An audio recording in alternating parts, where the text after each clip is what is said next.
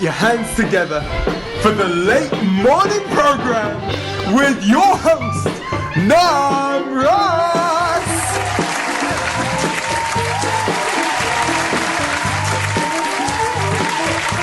It's definitely a late morning. Hey, Bhima. Nice to see you again. Yeah, great to see you. Bhima Karma, one of my old friends from Tawaco, New Jersey, and he taught me how to play Mrdanga, Tutal, many, many years ago. And you're just in the area, so I thought to have you on the show. Yeah. Thanks for being here and doing this. Yes, it's a fun surprise. So yeah, great to really, be here. Really appreciate it. So I find you're a very fascinating person in many ways, but before we get to the really super fascinating stuff, I'd like to know kind of a bit of your background. Mm-hmm. I know you grew up in the Hare Krishna movement from your birth. So tell us a little bit about your experiences and maybe just about, just about your upbringing to start with. If you want to put on the headphones, or you don't have to. Yeah, it's kind of one of those things where it's awkward to hear your own voice sometimes. Yeah, so like, I love my own voice, so I just... I started to remove one of the dimensions of weirdness here. Right. So maybe I'll do that too. All right. So basically, my mother and father were initiated by, Srila Prabhupada before, like 7 years before I was born, around there. Right. So I didn't really know anything else except for that growing up, and especially I grew up in New Vrindavan in West Virginia. Mm-hmm. So it was a real remote type of an environment in which there was especially during my earlier years, very, very little interaction in a normative way, in a regular way with, the rest of America and modern culture and whatever it is. So whatever culture we had in our little village kind of setting there is what was normal for me. So that was really, it's still to this day a very interesting and unique perspective, Right. It was the best of times. It was the worst of times. It was everything amazing. But I have to say that I feel incredibly fortunate.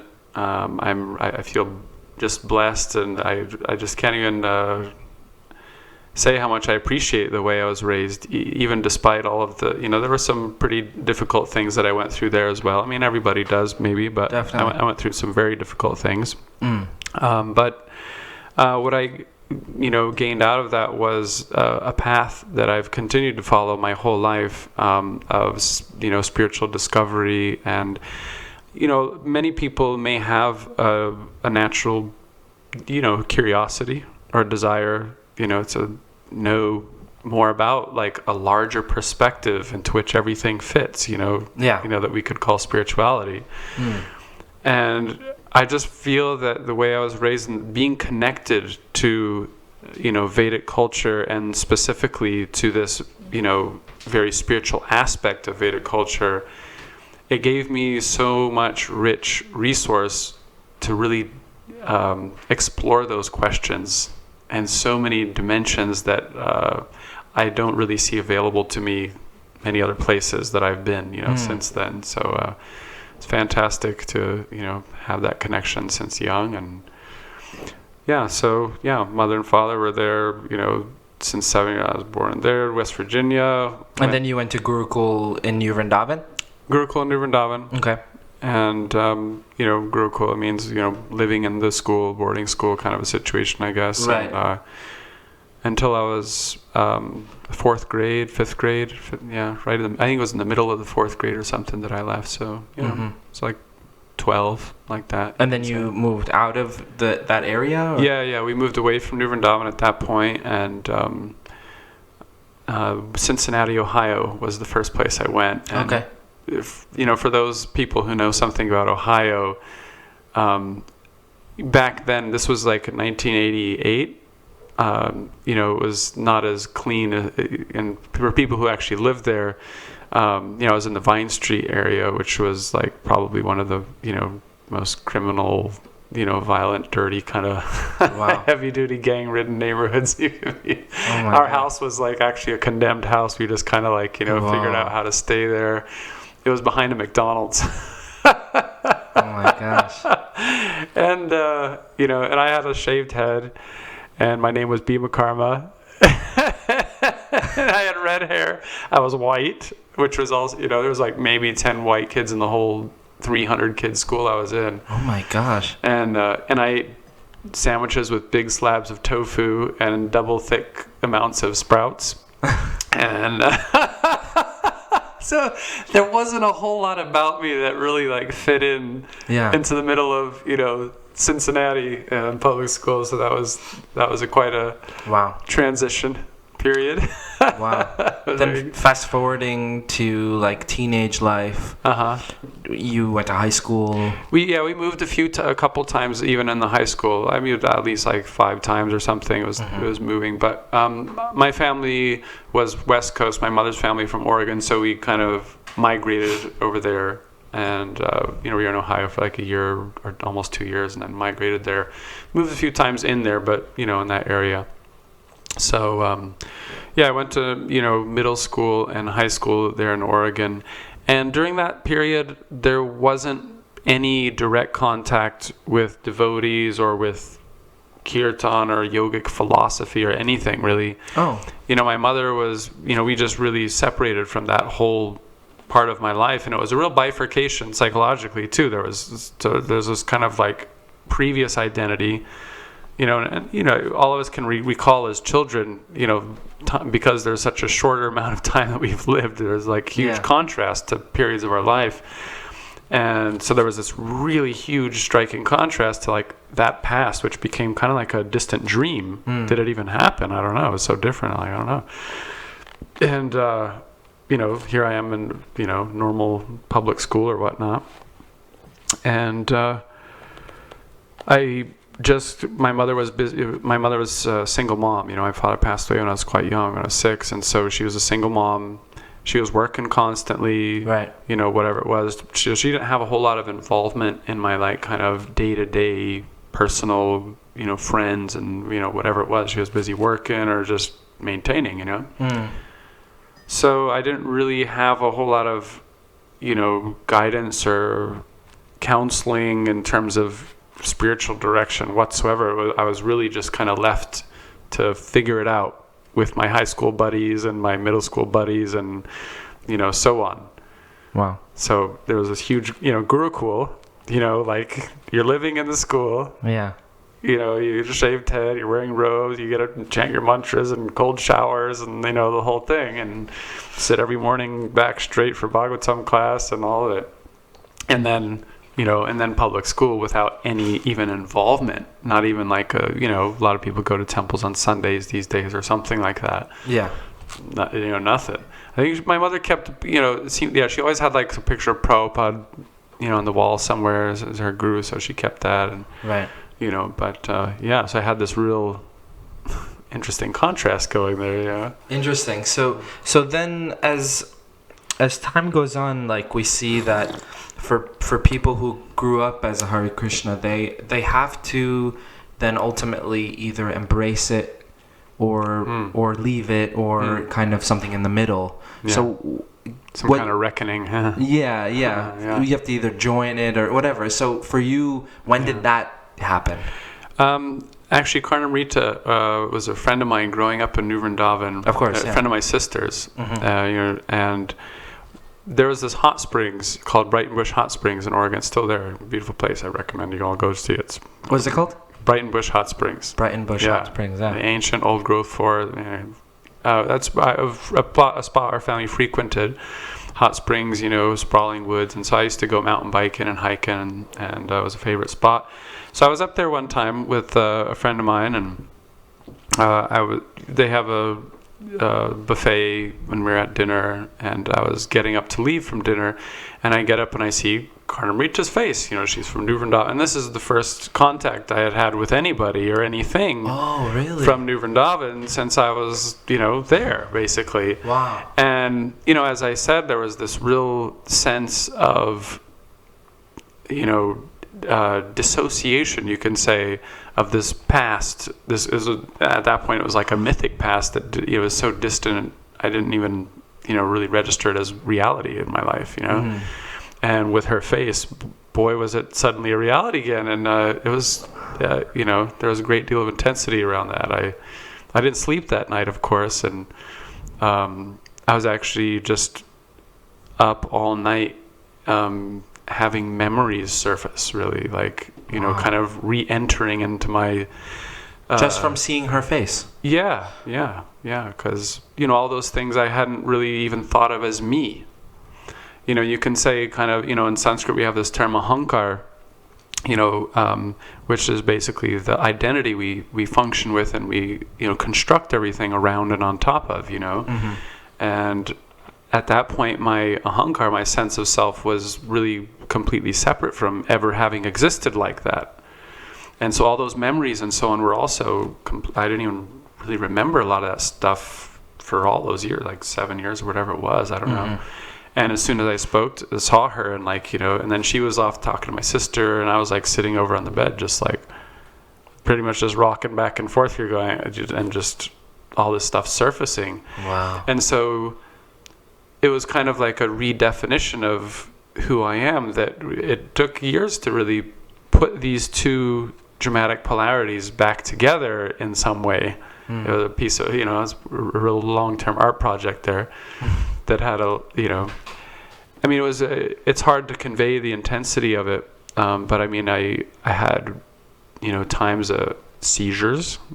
I had years of like really heavy stuff happen to me, you know, at that time that I didn't remember, that came to surface. And wow. So there was a lot of reckoning, and I ended up leaving home. I sold my mountain bike. I was into mountain biking a lot, so I had a real nice mountain bike, you know. Yeah. Marzocchi, RockShox, Cannondale. I was like, you know. Cannondale. Yeah. Back then it was like, you know, big deal, you know. Yeah. The fat tube thing, you know. Yeah. That's expensive. Yeah. And Marzocchi's was like, there was some of the first RockShox to ever come out, you know. Yeah. I sold it, my baby, and I got a train ticket, actually. You know, I was like, I had just turned 17, you know. My birthday's in January, so it was kind of like winter. It is in the wintertime. Mm-hmm. And I just had a really hard time keeping my composure. I mean, it was such an abrupt shock to me that I decided I had to kind of leave him. I had this real strong instinct to go back to New Vrindavan. Really? So I bought a train ticket, and this is Oregon. New Vrindavan's in West Virginia, so you can't really get to further apart places in the country, you know. And I was 17, you know, and illegal actually for me to be traveling that way and stuff alone without permission or whatever, but I did it, and I got a train ticket, and I somehow found my way there, and trains and buses and whatever. And it was the worst winter, you know. You can look up the winter of, you know, what year was it? It was 94. Yeah, it was like the worst winter in like 20 years or whatever it was, and it was illegal to drive. The roads were paved with ice, and it was like, you know. Wow. Anyways, it was it was quite a ride. So you went back there to New Vrindavan, yeah, and to kind of discover again your roots, you could say. Yeah, and over the years, it's been kind of like, you know, there was these two real contrasted parts. And I think all of us have a lot of, you know, contrast inside of us. And, you know, years later when I was in Tawako, you know, when we met, someone asked me a really important question. You know, she was like actually my first mentor, Krishna Leela. You know, I initially approached her, you know, to be like a counselor. She's a counselor, you know, has 4 master's degrees in counseling. So, you know, but before she takes people on, you know, or did back then, she, you know, so, okay, well, what do you really need? You know, what are you doing here? Right. You know, are you gonna waste my time? You know, kind of. Right. Punk. So she was, you know, so she had me answer a question of like, you know, what do you want to achieve, kind of, you know. And so I was like, wow, okay, let me think about this. And what I came up with was that, you know, when I look at myself, I see there's something that I have in me, you know, that's very clear, that's very beautiful, that's very buoyant, that's, you know, full of, you know, very pleasant, you know, loving, you know, sentiment, and there's a freedom, there's, you know, simplicity, and, you know, so much of these, you know, beautiful qualities. Right. But then there's like on the outside, I'm challenged to be able to like find a way to express that in the world, and it gets real mixed up with all this stuff that I have from my past, or social norms, and so something gets lost. I get lost in the translation, and so I think all of us kind of deal with this struggle in some way or another. And for me, it was just really contrasted between my upraising and then the public school side of it too at that point. And in life, it's kind of just, I don't know, it seems like we all have sort of patterns that just keep going on, but we just maybe take them, and each time we go back and forth, it's a deeper, it's broader, it's richer, and it yields more and more kind of realizations and maturity and depth and so on.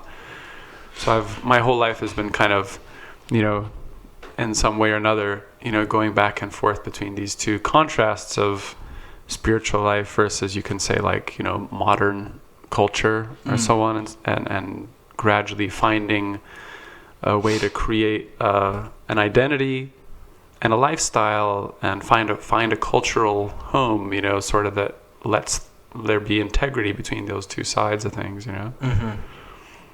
Yeah, so one thing that anyone who knows me knows the two things: Mrdanga and Krishna. Right. So that's a good segue into Mrdanga. So for people who don't know you, you're very technically knowledgeable about this drum, the Mrdanga. If for people who know the Hare Krishnas, they play this drum that on the street they play it, in the temples they play it. So Bhima Karma has studied it for many years in a very deep way, practicing for many hours, as well as the theory behind the whole thing. So how did that start? How did you get such an attraction for the playing of that drum? Well, my mother gave me a little Quaker oatmeal box painted up like one when I was 2. And I guess you can say, my mother was my first Mrdanga guru, initiating me that way. A lot of us grew up loving, I certainly grew up loving Mrdanga, and it was just, I don't know, it was just a natural fascination and love that I've had my whole life. And besides my breath, it's probably the one real constant thing that's been there. And so you can say that's kind of been my bridge, that sort of holds these, all the parts of me together. And I've found a sense of integrity through developing this culture of, sacred rhythm and music in my life, through that love that, I was gifted with. Wow. And so you studied it in India? Yeah. As well as here in America? And well, just in India, I couldn't find any. I've never met any teachers in America. Right. And even in India, it's not easy to find Mrdanga's, it's on the verge of, the traditions, are really on the verge of extinction at this point. Really? And it's the last of its breed, you can say, in terms of ancient Vedic, meaning, instruments that you can trace back into Vedic culture through its literature and cultural traditions. Wow. That has not been modified, that's actually doing what it did back then. It looks like what it looked like, and so on. It's the last of its kind. And so in the drumming section of the Natya Shastra, the 33rd chapter of the Natya Shastra, Natya means performance art, dramaturgy, if you will. So that includes obviously music and dance and singing and acting, all of it. And that chapter that deals with Mrdanga, clearly describes its, shape, and it has 3 shapes. The kritis, a kriti is a make of something, so it compares them to just natural things. Like so, a tabla, right, comes from the one shape. So you have Pakwaj, you have the South Indian Mrdangam they call it, right? The Manipuri Pung, all these things you can Google and see a quick picture. They're basically all like an oval shape, right? So you have a little bit of a sama, or a equal size to the treble and the bass, and they're closer in tonality. And those ones are compared to a yava, which means like a barley. because the barley is just Barley. Yeah. Yeah, of course. Yeah, the Vedas like to give you like natural examples that everybody can relate to. So, and then this shape is compared to the haritaki fruit. So if you look up haritaki fruit, right, and you look at the fresh haritaki fruit on the tree, you'll see little green mridangas. Really? Yeah. Wow. So, some people might think that because this is, at this point in time, local to Bengal and so on, that, it's a Bengali thing, and it was just... That's what I thought. Yeah, and it was just invented, at some point during, Chaitanya Mahaprabhu's, time and inaugurating Sankirtan in Bengal and so on. And, but actually, it's as ancient as you get in terms of, Vedic antiquity and Vedic culture. And it's really, the difference between the Yava Mrdanga, the oval shaped where the treble and the bass are close together, and our Mrdanga, this Mrdanga with the small head and the big bass, actually will convey in a nutshell what dramatic performance is in a Vedic perspective really nicely. Because dramatic performance is about rasa. Right, rasa literally means like the taste that is invoked in me by something that has been expressed from another, or right. So bhava is the whole machine works with bhava and rasa. So bhava is the expression, and rasa is the sentiment that arises from the expression.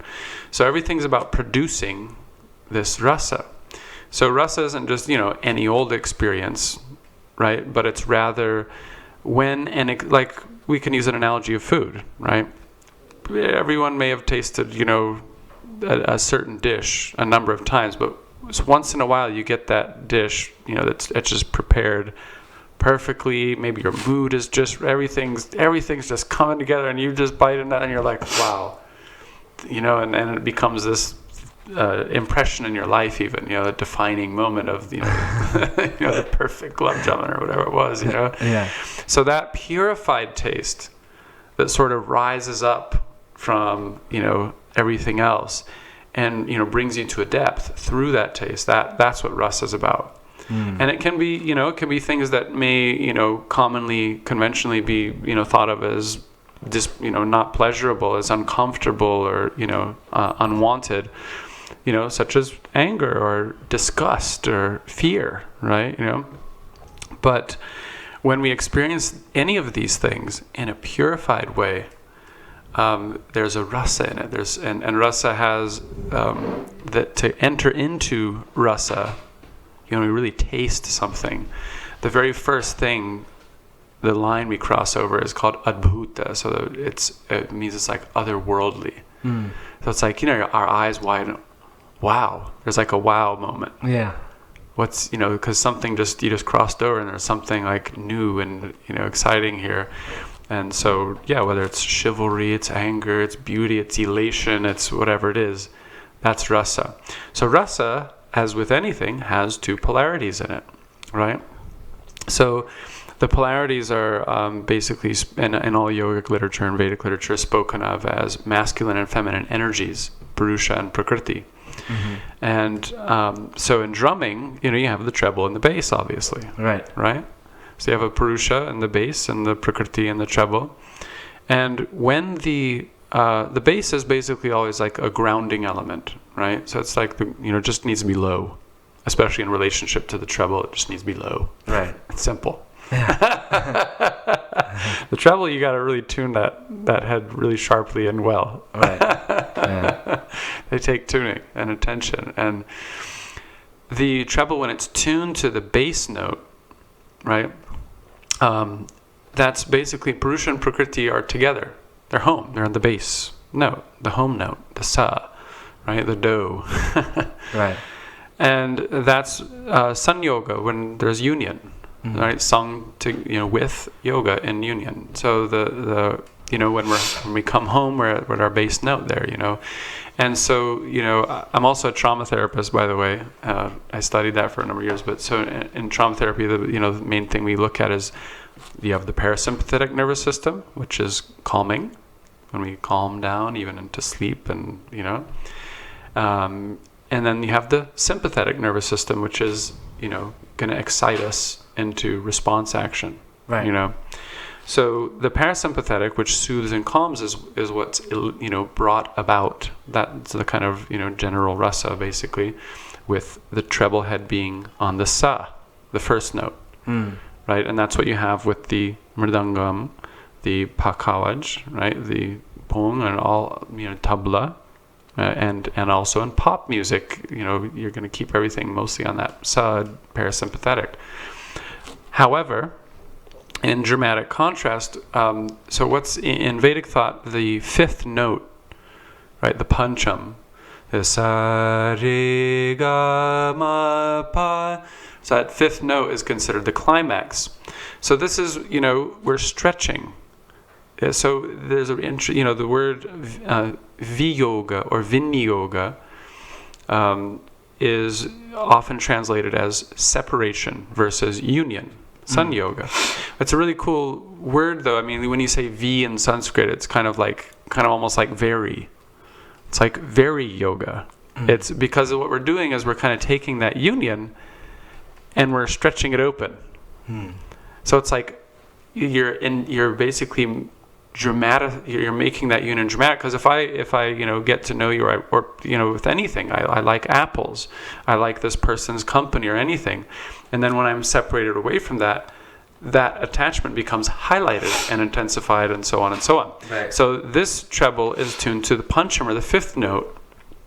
And so it's exciting and intensifying, and it brings out, intense emotion, more externally demonstrated, emotionality or expression like that. So this is just by looking at the two drums, you can kind of get this beautiful look at what what is there in terms of what is performance art supposed to be in terms of a Vedic perspective, and a specific example of that is Kirtan. What's the kind of plot in the Kirtan? It's to produce rasa in the people who are there in the Kirtan, you can say, or that's one way, and another way is the object of your worship, Krishna, for the bhakta, for the Krishna bhakta, basically it's whoever you want to bring rasa about, and it's going to be directed at that, as opposed to being a musician, which most people, when they think of performance, I'm an actor, I'm a dancer, I'm a singer, I'm a drummer, I'm a violinist, or I'm a sarangi, whatever it is you play. Right, so what that does is it kind of, what you are first, right, is actually someone who's, bringing about rasa, and they're focused on their bhava, right, their state of being, that is, giving rise to very specific expression, which will bring about rasa, right?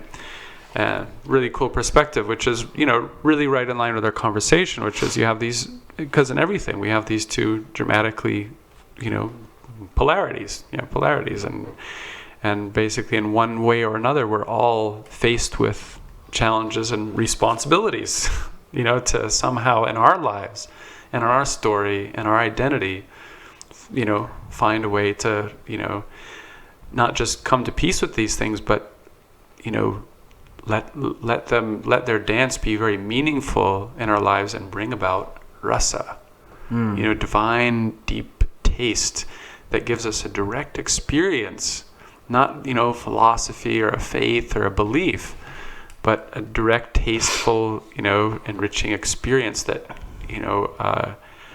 spiritual experience of our self experience that nourishes our spiritual self, that identity, that ahankara, and lets a deeper thing start developing and growing out of vagueness into something very personal and mature and so on. So Mrdanga has really been my way of you can say, following the stream that I found, in the way I was raised in ISKCON and so on, and following it up, what's there in, what's the baby in this bathwater here? And so Mrdanga was my thread that I sort of followed.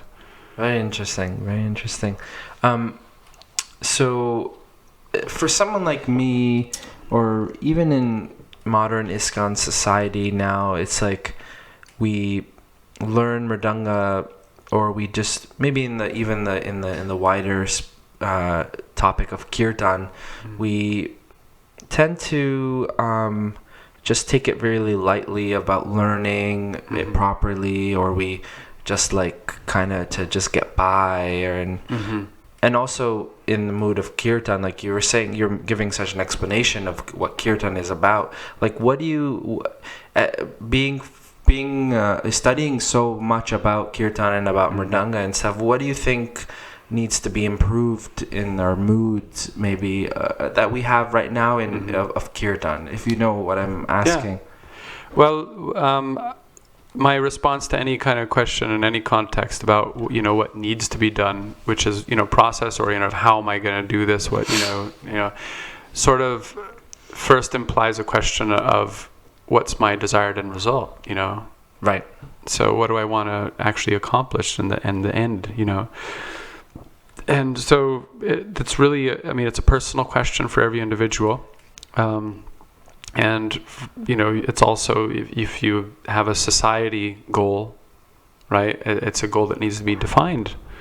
And basically, another way you can conversely look at that is by looking at the condition and the quality of the kirtan as it is, that will tell you what the goal is currently of the society, because that's what you got, as in our lives, right,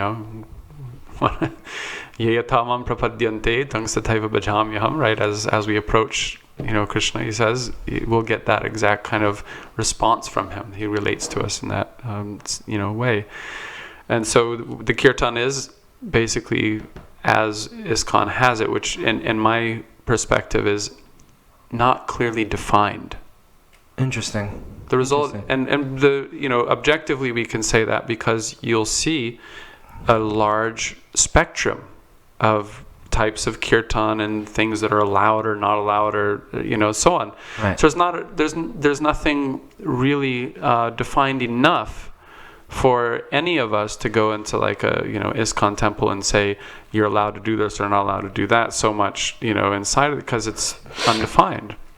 And furthermore, like I'll keep walking up a ladder here of implication. Yeah, of course. So it's also implied that the leaders don't think of it as a really important thing to do, to define kirtan. To think about and to organize their kirtan, and really look at the philosophy and say, okay, if our values are the things that are most important to us in our ISKCON life and our temple life, then how would we do our kirtan? Right? I haven't seen that question being asked and answered on a very much on I haven't met many people who have actually done that exercise, but certainly not on a societal level.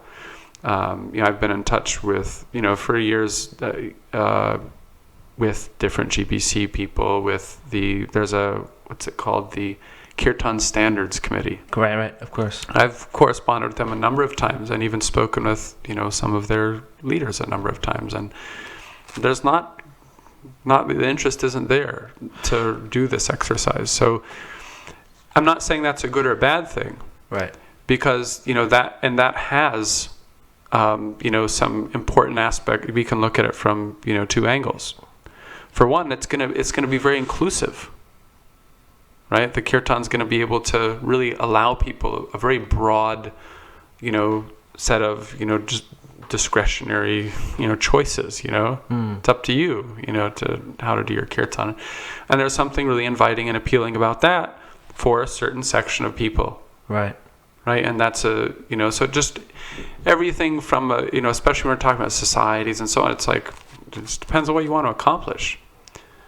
And my personal tastes are one thing, but it just depends on what ISKCON wants to do, and I would say that's kind of what they want to do, is leave it open. Is it too vague to say, okay, it's for the pleasure of Krishna, it's to attract people to Krishna consciousness? Mm-hmm. or are you talking more? Well, those two things would basically be like kind of two really, you could have kirtan in two very different ways, using one or the other of those. Yeah, those are two different things, aren't they? I mean, that's one way you could kind of divide up the subject into its broadest two polarities. Right.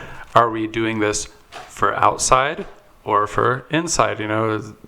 And funnily, sometimes when people ask me, hey, what makes the classical system of Mrdanga different from tabla or South Indian Mrdanga, or in other words, classical music as we know it. It's for those who know Indian classical music, Or I would just open it up broad and just say classical music, period.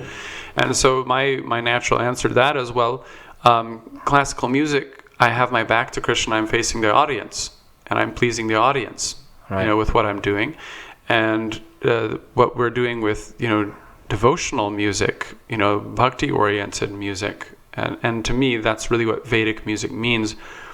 Whether you define divinity as being, simply a mysterious, absolute, but we know that there is spirit.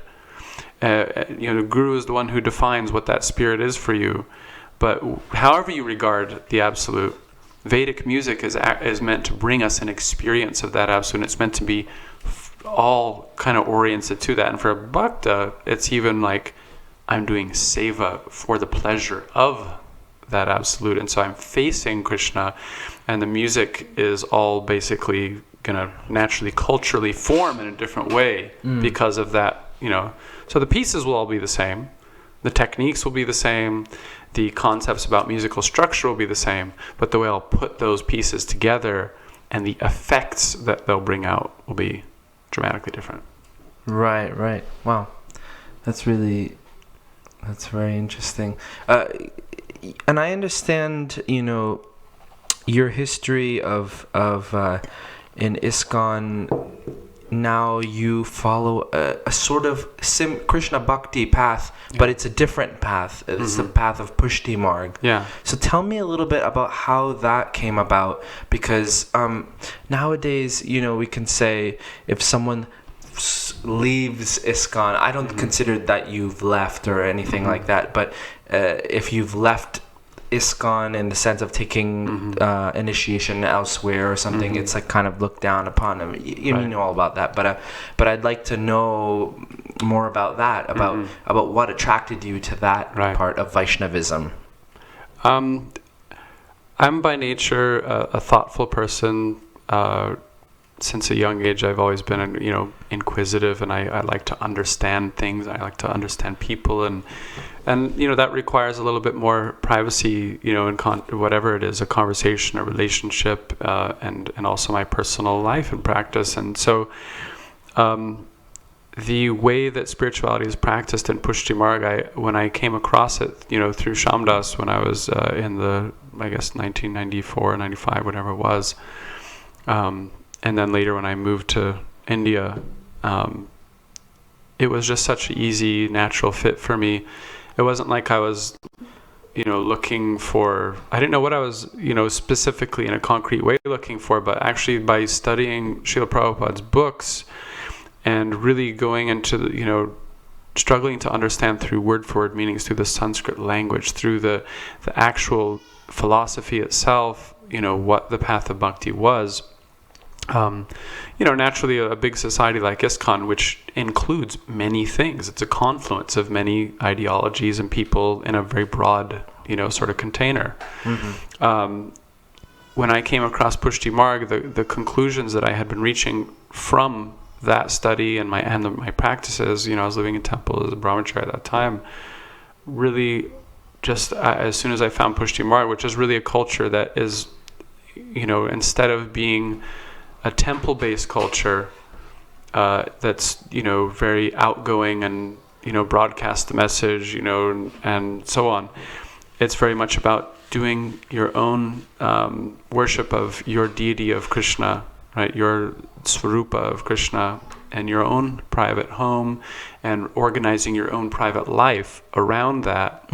And for me, that was just like, oh wow, that's exactly what I what I had kind of already been kind of getting to, and I had this sort of rough, negative outline of it, and then here's the positive piece in it. So I just naturally sort of fell into it, and we can talk from from a bhakti angle. One thing is following a religion, with rules and so on, and another thing is the path of love is a completely different path itself, and nobody can force their way into anyone's life or their heart. It's really something that we have to give entrance to someone, right, to really get to know us, and so for me it was nothing I could have tried to do. You can say, to be captivated by something like that. And so it just kind of came in a very natural way, and I just fell in love with it right away. And so it wasn't like I was trying to get away from ISKCON or had wasn't negatively sort of motivated that way. I was just like, wow, this is exactly what I wanted. I've been looking for it, and it just kind of happened that way. And but like you said, it's sharing the same basic goal, the gati, in terms of pure love that is directed towards the absolute entity, Krishna and so on, like that is still the basic premise. And of course, for those of who are familiar with bhakti, especially Krishna bhakti philosophy and so on, Srimati Radharani, Swamini, the gopis being the highest gurus, their standard of love is seen as the highest. So philosophically, the foundations are quite parallel, kind of as much as actually two bhakti, Krishna bhakti traditions could be. Really, there's some that do have some pretty large departures in terms of what that final goal looks like and what their definition of pure Krishna bhakti looks like. Mm-hmm. And these two are quite parallel on that level. Although the practices are contrasted in that kind of in your own home versus in the temple kind of a way. Mm-hmm. Yeah, right. How is so I know in Pushti Marg, Mahaprabhu is the name for Vallabhacharya, right? And in Gaudiya Vaishnavism, Mahaprabhu is Lord Chaitanya. Yeah. So for you being from both, you could say your upbringing as a Gaudiya and you've accepted at Pushti Marg. How do you harmonize those two things? Well, I asked my guru one time, Krishna is Krishna, and Krishna doesn't belong to a sampradaya and so on, and really what the path of pure bhakti is about, as differenced from, a path that is ruled more by, rules and regulations, right, and kind of higher and lower, and reward and punishment, and fear or guilt on one side, versus commendation on the other, or whatnot, is really about crossing over from, fitting into a group or a set of rules and so on, and more about entering into the rules of love, which are completely internally situated. And so, you can say, one way or another, if we really want to situate ourselves in a path of grace, then it's really all about that. Even if you're, raised in ISKCON, stay in ISKCON, raised in Pushti, stay in Pushti, it's still there's going to have to be a crossover at some point of, not being there to follow rules and not being there to fit into a sectarian kind of a, group consciousness where my identity is based on these external fixtures. Right. But my, my ashray, my shelter for who I am is central. That's the first step in the path of grace, is actually, we call Atmanivedanam. Mm-hmm. For those of you who are familiar with Navda Bhakti, the 9 processes of Bhakti, which are accredited to Prahlad Maharaj and Srimad Bhagavatam, Shravanam, Kirtanam, Smaranam, and the 9 processes end and culminate in Atmanivedanam. So Mahaprabhuji Vallabhacharya, in the perspective that he gives Atmanivedanam for the Pushti Marg, as opposed to the Marg that we advance in by following rules and, doing vows and tapasya and, mantras and whatever it is, starts with an internal thing of Atma Nivedanam, or offering my Atma, myself, to Krishna. So basically my relationship with him is who I am. Just as now, my name is Bhima Karma and so on, and my life story was like this and like that, has to do with my relationships, right, centering on my birth here, and then my mother and father, and my family and community and ISKCON and all that. So the beginning of the path is actually here, in the Diksha, it's Brahma Sambandha, to establish your Sambandha with, Brahma, with the Absolute, with Krishna, and so from there it begins. So I'm not a Pushti Margi, I'm not a Gaudiya, I'm Krishna's. Right. Wow. That's very beautiful explanation. That's. I always find. My family are Pushti Margis. My grandparents and beyond. I assume, and I was always fascinated by the way they did things and the way they worshipped. My aunt was very much into her deity worship in Pushti Marg, and I really appreciate them very much. And have you ever been to that temple there in Pennsylvania, Vrudge? Is that a Pushti Marg temple? Yes, it is. So that's right. So that would be like kind of like, well, say, I thought you just said there were like temples in Pushti, but what about that temple over there in Pennsylvania? Right. Yeah. So yeah, my Guruji, he has a problem with that. Really? Yeah. So this is something that goes on in all of our lives. We have our values, and then we kind of have to re-reckon them as situations change and so on. And so it's a thing that's happening now that, a lot of the families that have migrated to America, right, for on one side, and it's going on in India in some places too, but, as a way to find community and, celebrate festivals together, of course, kids hang out, all this. Yeah. There's a mandir, and so you go there. But what's happened is they kind of sort of grouped together, like the community center and seva. But the whole thing that defines, what seva is in the Pushti Marg and what the whole path is your homes. That's the thing. Your home seva is the center. And so it's this real crucial underpinning, defining thing in the Pushti Marg that's now seeing some of them changing over into going to this mandir pattern and becoming kind of like more of a general Hindu. You can say... people just come there not because they're fully into Krishna necessarily. They could be just wanting to come to a Hindu temple or something. Yeah, and so it's kind of like, from a Pushti perspective and terminology, you would say that's more of a Maryada path they're following. Right. And it's being kind of ascribed a Pushti name, kind of a thing. But so that's, that's a controversy and an issue that's, like any larger community deals with those kind of issues. But, it's an important differentiation.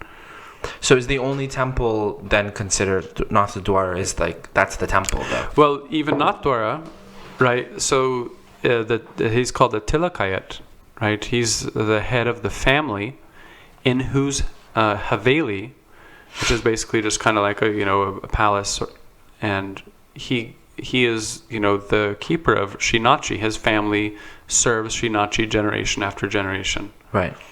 And so Srinachi is, basically the deity of their house. He's the, Krishna Swarup of their house. Of their house, right. And so, and in fact, they're called the ghars, the houses. And so there's, 7 lineages, aside from, Srinachi living in Nathdwara, that have, the 7 nidhi, self-manifest Krishna Swarups, that are... each of the heads of those households worship in their homes, and the diksha, or the initiations, are given by people in those households. Right. And the sevaks are basically worshiping under the, guidance and connection from those houses, and worshiping in their homes, so on and so on, right? So that's the whole, and so there's no, if you go to a Haveli, it's basically that guru's house, in which and you get to go there and see how your guru is doing seva worshiping Krishna, and it's common. It's it's not like there's black and white rules to it, but it's common that in each house they'll have specialities in terms of everything, colors and music, and so on and so on for different utsavs even, right. And people who are sevaks in that particular house will do things in that pattern, and so yeah. In the worship itself, is it very like, for example, like we have Pancharatric, the way we do Pancharatric vidis, like how there's different steps of doing different things, and like, is it like that? Or I understand it's more about devotion and kind of very spontaneous. Right. So, but are there guidelines? Yeah. Right. Yeah. So yeah, Pancharatriki vidhis aren't used, but they do play a role sometimes. But basically, in life, we're always going to have the same ingredients in life. Everyone's got the same kind of stuff that we're dealing with, and it's not like we're going to ever get rid of this or that. It's just about how we're arranging stuff and what is predominant over the rest of it, and therefore what everything else organizes around. And you can say that's what gives us character.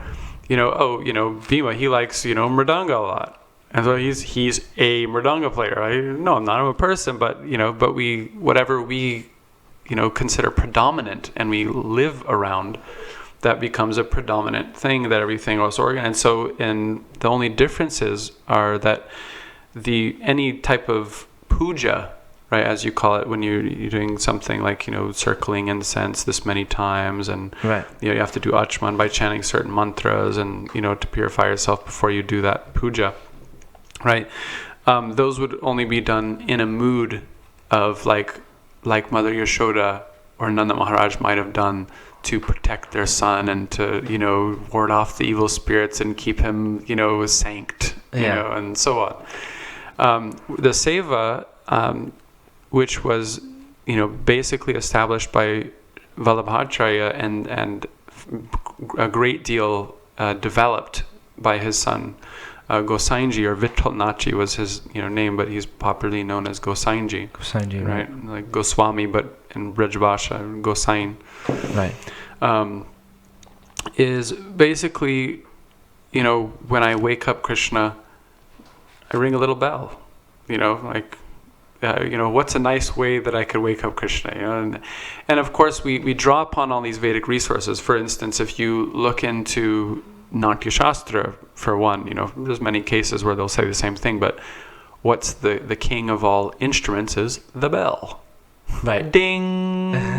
Pure sound. Right? Right. Right, Shushira Vadya. Ding!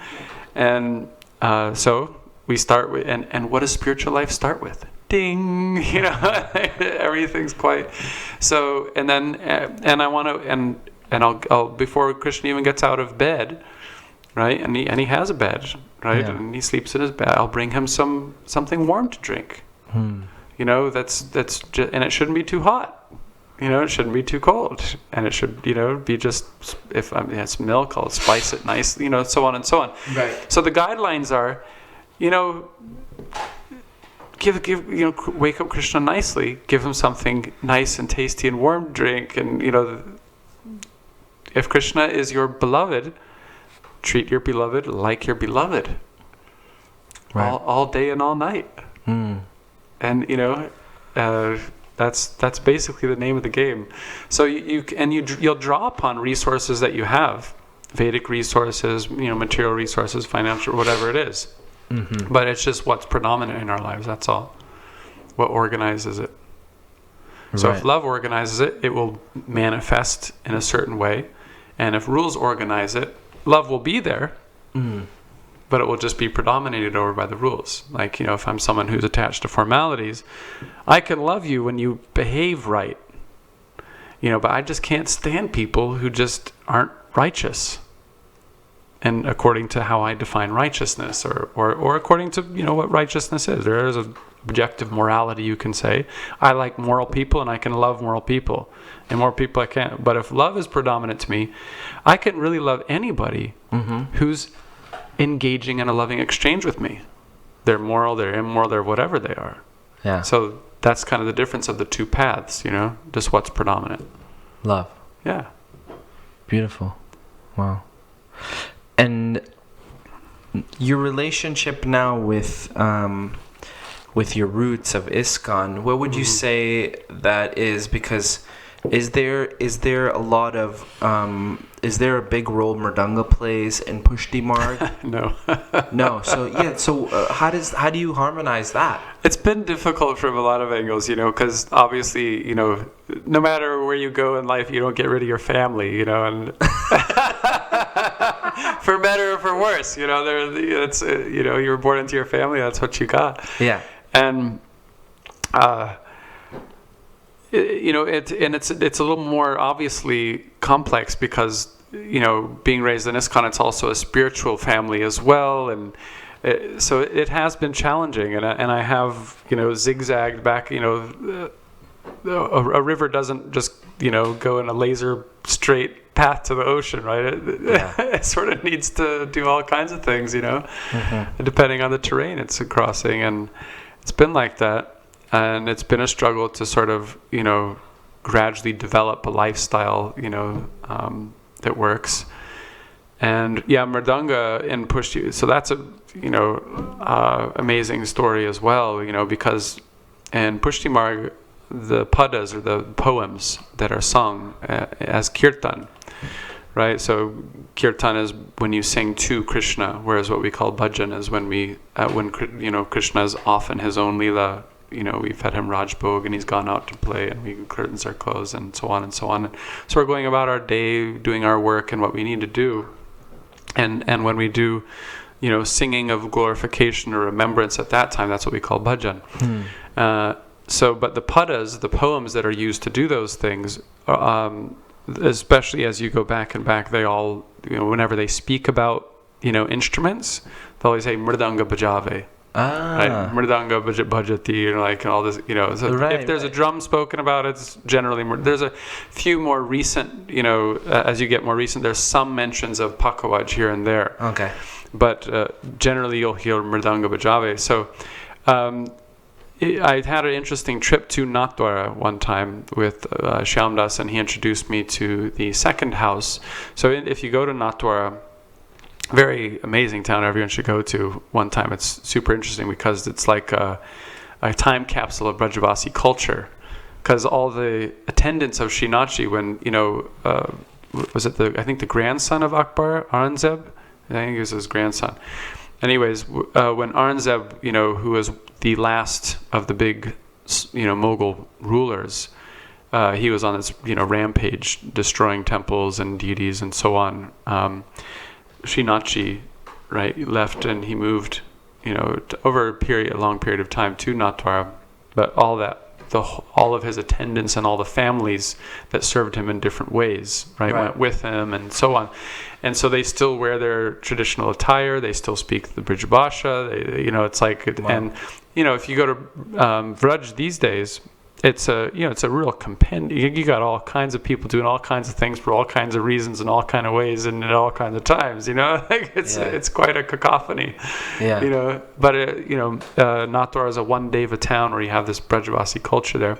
So anyways, Nathji is situated in the center there, but literally right across the gully is the second house where Navanita Priyaji is there, and so I got to meet Maharaj Shri Kalyan Raiji, who's the, you know, head of the second house there. And what does it mean by second house? So Vallabhacharya, his son was Gosainji, right? His second son actually, but Gosainji was the one who continued the lineage. So he had 7 sons. Okay. And so basically you have 7 houses. Okay. Plus the Tilakayat, who, you know, takes care of Srinathji Seva. And so the second house would be the second of those sons of Gosainji. So they were like grandsons of Vallabhacharya. Oh, wow. Right. And so the lineage is like that. You have these. So you went in the second house. Yeah, and I got to meet, you know, the Maharaj of that house, Kalyan Raiji, and Shyamdas introduced me, and, you know, Mrdanga was always attached to my body, and so I was there, and I had been studying for a few years at that point. Yeah. With Bablu Das in Vrindavan. Of course. And so he's a President Award-winning Pakavaji. There's 3 members of their family who've won like huge awards in classical music, because it's all part of seva. Right. And so he had me play a few compositions that I had learned, Really? that are called Gaunt. Gaunt are like these, those of you who, study Mrdanga stuff, like things like, these kind of longer compositions, they're called Gaunt. And so I did a few of these, because those are the, when you have longer compositions, that's what kind of, displays the special character or rhythmic style of your tradition, kind of. Right. So he, and he's a scholar and so on in this field, and so he listened for a while, and like this, and he gave some really insightful reflections that really changed my perspective on everything. Really? Yeah, he's the one who opened my eyes to the fact, first of all, which was I had run into it before, but he just pointed out all the old padas say Mrdanga bajave, but here we are playing the pakawaj, and actually, the old drum was Mrdanga, but when the Islamic rule was there, it changed to the pakawaj. Wow. And actually, the word avaj is a Urdu word. Avaz, right? yeah. Yeah. Avaj, yeah. Yeah, avaz. Yeah, Avaz. the J becomes a Z in the Persian, right? Yeah. So yeah, that's an Urdu word. Right? It's not even a Sanskrit, coming directly from Sanskrit. Right. Although Urdu does, There's many Gujarati words that have that Z. Yeah. It's not from Gujarati itself. It's from Urdu or Persian or whatever you say. Yeah.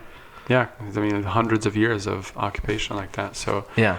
But he remarked that if we compare the Pakawaj traditions that we have, and it's called Haveli Sangita, right, to South Indian music, to North Indian classical music, you'll see striking contrasts both in the sounds, the rhythmic structures.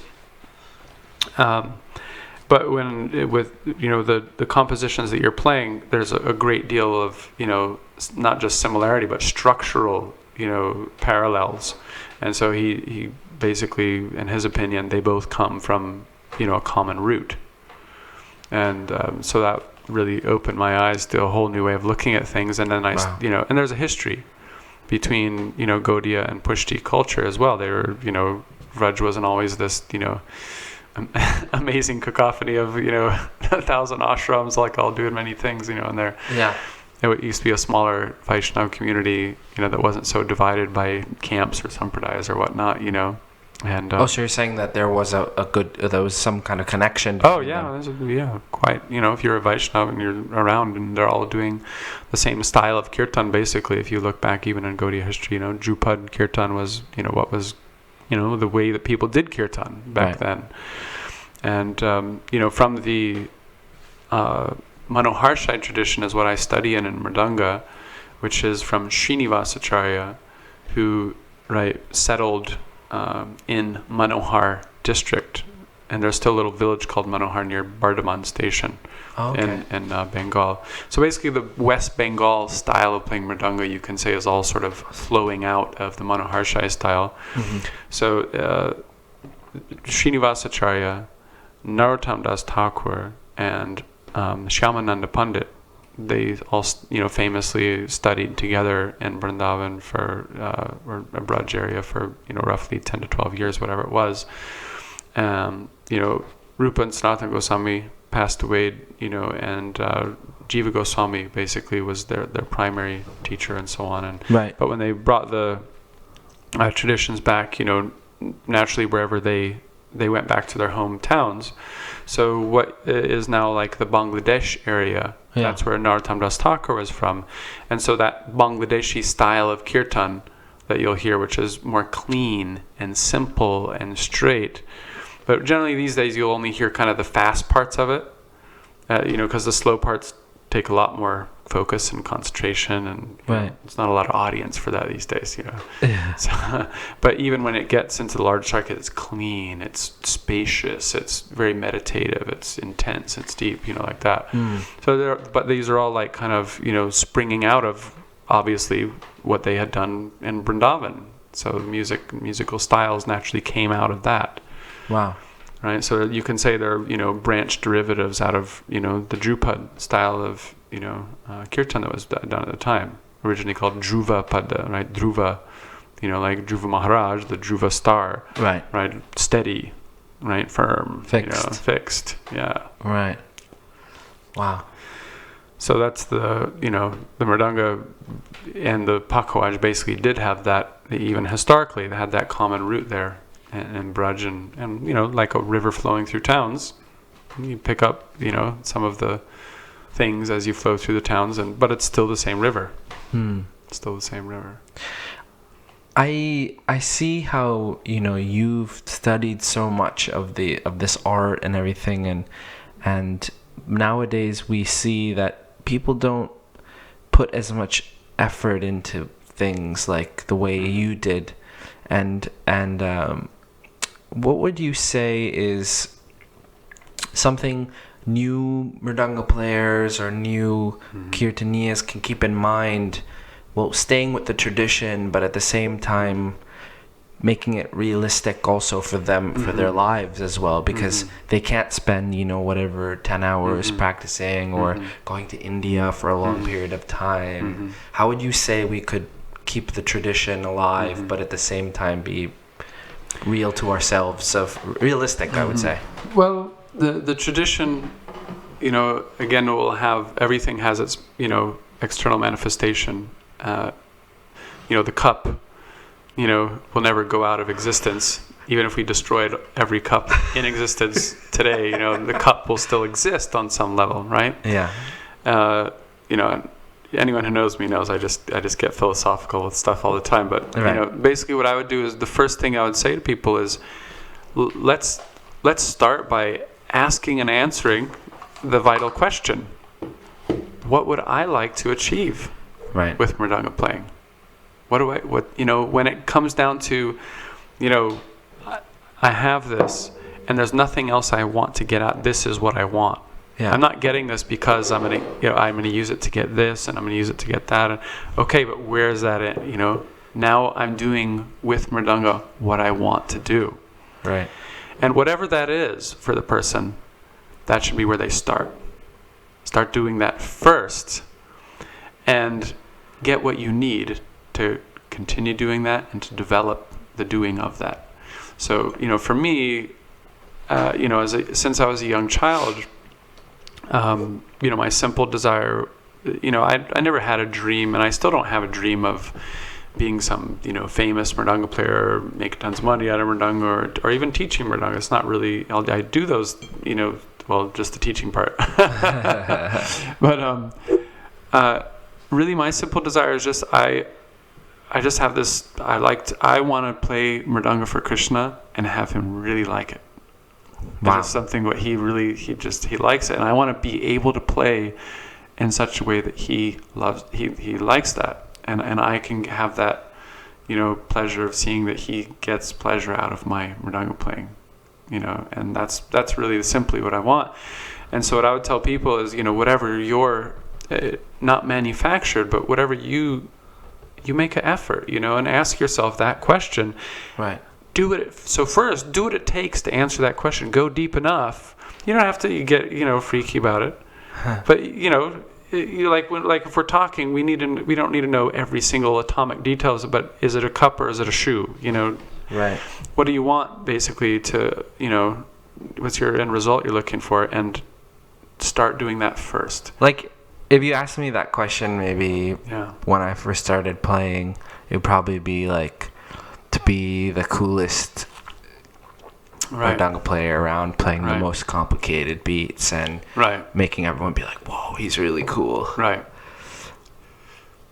How does it evolve into something more like of what you just said? That's such a beautiful, amazing reason to do something for the pleasure of God, and to, just the way you communicated it, make him be like, oh, I really like this, What did it take for you? And I know it's a very long discussion, but for you to come from what I was thinking, maybe you might have thought that sometime in your life, but then come to that real, Well, I guess like culture is a cool word in English, because it's something that produces things out of it, right? And so you could say the Vedic culture, one way we could think about it is the culture of guru and shishya relationship, the teacher and the student relationship.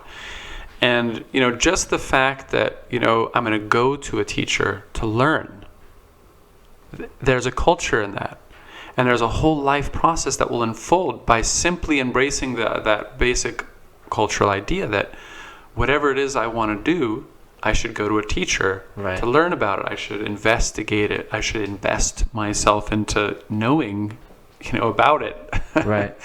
Because the last, in any process of life, whether I want to drink a glass of water or whatever it is, the last part of the process is the process. How am I going to do it, and how am I going to play mridanga, and so on. The first part is, what do I want to accomplish? The second part is, where am I now in relationship to where I want to get? And then the third part is navigating the creative, gap, the bridging the gap, and what am I going to do? Kind of how. So the culture of guru and disciple is really super principle, essential, axiomatic part of Vedic culture. So whatever you got around you in terms of a guru, go there, grab that low-hanging fruit first, and then, but keep going. The best thing the best instruction you can get, the best, go there. And then, and what I'll say is there's, in any field, there's going to be a way to recognize who's who in terms of teachers in any field, because there's always going to be masters who have gone before us, right? And so that creates a tradition or a lineage, a sampradaya, a handing down of and a developing of a tradition. And so, for instance, with mridanga, there's a whole set of terminology. There's a whole set of a body of concepts that have when it comes to, just time, right? Which in rhythm translates into laya, which is like the tempo, the temporal flow, I call it. And then into, the revolution of time, right? And how many counts are we going to use as we divide up that revolution of time? And, right. And it has two halves, the right half and the left half, Anyways, we're about to go down a serious rabbit hole right here. So. Let's not do that now. So go to a guru, but also go to a guru. Read a book, like a Vedic book or something. It's a Vedic tradition, right? So I recommend people look online. Even there's a lot of essays out there that just deal with music and drumming, and read Natya Shastra a little bit, read Sangeet Ratnakar a little bit. If get your feet wet a little bit. Mm-hmm. But at least if you're going to go learn from somebody, ask them, who have you learned from? Right. What's your authority? Kind of, where's it coming from? What? And, of course. And what's the basis of?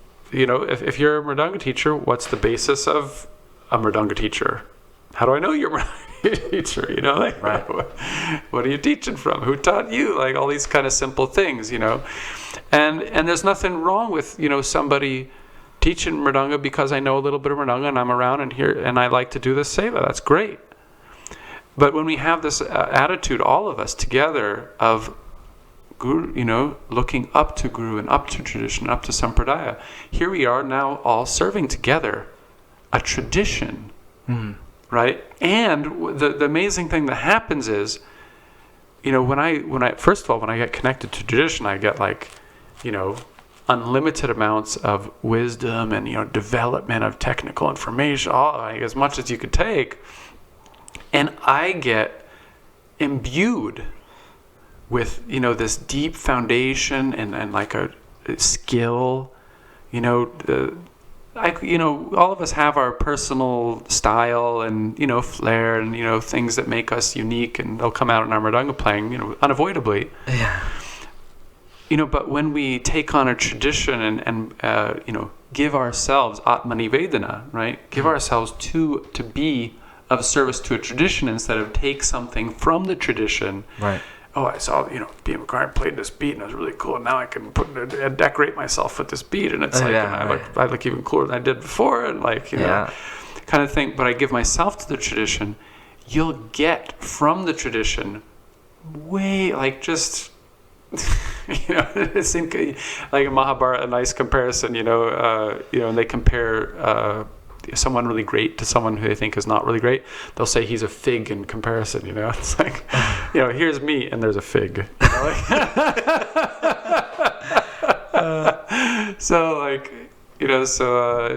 You'll get all that honor and you'll be the coolest and greatest Mrdanga player ever by not, it's not me. Yeah. And people sometimes come and tell me, "Oh, wow, your Mrdanga playing was, Guru Kripa. It's Guru's grace, man. You're right. It's amazing that I can do that. I would have never dreamed as a kid. It's amazing. Yeah. And only I can know how amazing it is that even someone like me could, play Mrdanga like that. It's truly Guru's grace, and it's a beautiful thing. And I know. That it's because it comes from Krishna. It's what it's the Yamuna is flowing out of Krishna's heart, and we take that Yamuna water and offer it to him. By his grace, we get the Yamuna. By his grace, we get the idea to be able to offer Yamuna, and it's. And so I know I've achieved, and so from the beginning, I may know no Mrdanga beats, but even by just doing that. Simple patram pushpam phalam thoyam, kyumai bhakti prayachati, Right. So go to Guru, and anyone who wants to learn Mrdanga, I'm here. So basically I teach in Manoharshai tradition, but it's much more than that. Manoharshai tradition is almost dead. There's very few people who want to learn it or are teaching it. But what I've done more than that, I've been studying the technical aspects always for some years. But there's very deep things about Vedic music that it's not music. It's not just or whatever. Entering deeply into the anubhava or direct experience of the flow of time, and all I'm doing is honestly reporting what I'm quote unquote hearing through this experience that I'm having inside of rhythm. So the first lesson I always teach is just counting. We say 1, 2, 3, and there's an amazing profundity in just counting like this. And so if we ask ourselves, how do I know where the 3 and the 4, and I know I'm on time, and I know I was early, or I know I was late. There's a knowledge in us, an automatic knowledge we have, especially Mrdanga players, not like some of those guys are sitting there I don't even know how they clap off time, 108 times in a row, but, so some of us have the sensibility, and what is that thing we're feeling, and what, but we just put our mind out of the way and just report, now, and when we do that, we become a patra, a vessel for live, divine substance coming through us, and people feel it and get it right there. And it's there's no philosophy, and someday some zap is going to come and just, I'm going to be a pure devoter, I'm going to be whatever. Right there, you see it. If you just even whack that, clap your hands, but just, it's divine. Wow. Right? Or it's not me. I'm just listening and reporting honestly. Transparent via medium. That's where it all comes from. Thank you. Jai. Thank you so much. Sorry, I know I ramble about this stuff. No. It's really, really nice. I just want to appreciate you. Thank you so much for coming and for giving that, giving your explanations, your philosophy, and on the questions I asked, and I admire you very much as a as a musician, as a devotee of Krishna, and it's just beautiful what you're doing and how you're sharing it with others. And if someone wants to get in touch with you, are you on social media, or are you Mrdanga.com. Mrdanga.com? MRIDANGA.com, but Bhima Karma at Gmail also works. Okay. BHIMA KARMA at gmail.com. And just to respond there, I think the most beautiful thing that I've kind of come to is that, Bhima Karma, my Dikshit Nam Lalita Das, it's like we have these roles that we were given to play. We don't know why we got this role or, what, but it's not mine. Yeah. And neither are any of the activities that are naturally going on here. And it is really wonderful that we're given a role to play where we can do something to contribute to the family and how many people can we know in life? And we've been gifted these relationships. Definitely. And it's really a gift to be able to contribute something meaningful and valuable to each other. And in my dedicating myself to do something, I have also gained a great deep respect and admiration for everybody around me. Right. And that's probably the greatest gift I got. Not something now that I have something. It's like, wow, I don't have criticism of anybody anymore. All I have is like, wow, we're all just playing these roles, and it's not like it's not the person. It's beautiful. Like, it's like, wow. What a great outlook. Yeah, really, nice. It's amazing. Thank you. Jai. Hari. Bhima Karma. Thank you so much. So that's it. That's all the time we have. And if you want to get in touch with him, check out mrdanga.com or Bhima Karma at Gmail. He's also on social media, Facebook, Bhima Karma. And get in touch. You want to learn Mrdanga, want to know more about Krishna Bhakti, philosophy, whatever it is. Thank you. Jai. Take care. Hari.